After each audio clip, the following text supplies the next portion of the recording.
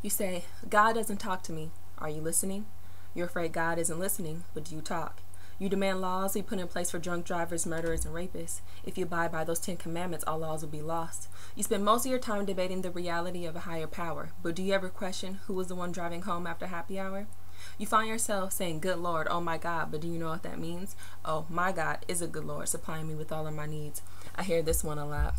If God truly is a righteous God, why would he send anyone to hell? You were born into sin, all your life you've cursed him, so he didn't send anyone there, they sent themselves. Put it like this.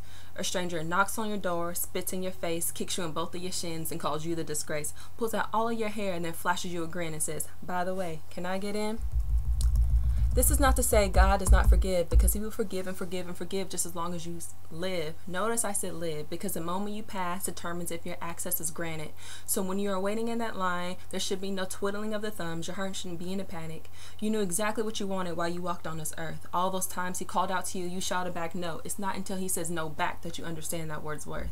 No. God is a counselor, a motivator. He saves people that other people say aren't even worth to be saved. God came to the earth in the flesh, knowing the only thing that awaited him was the grave. Yet he came, he saved, he died, he rose, and he left a gift, the Holy Spirit. So wherever I go, he goes.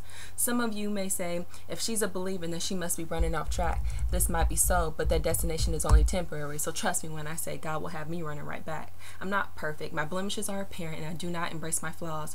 I treated God like he was Occupy Portland, and I was only standing up for the cause. Like, I would only speak highly of him when someone else spoke down, then continue to do me, hoping nobody else was around. But shoot, why should I care when only God can judge me? Well, that's what we say. God put friends, families, and strangers into our life to tell us when something is not okay. See, these people who are warning you when you're getting out of line are not haters. Sometimes God speaks to other people, so quit calling them gossipers, ignorant, and instigators. He would have said it to you, but you had your ears closed to his voice. Then you wind up in the same situation thinking it was your only choice. Wrong. There was your way and God's way. But your way ended up in Norway, and before it got too bad, God intervened and said, no way. Now you're here. God rescued you before life got to spank you. But you left him in the dust again. The only thing he wanted was your love and a thank you. Final words. Do not be fooled. The devil is sly. He will drown you in a million lies, and he will be swift. But before you ever get lost at sea, cling on to God before you drift.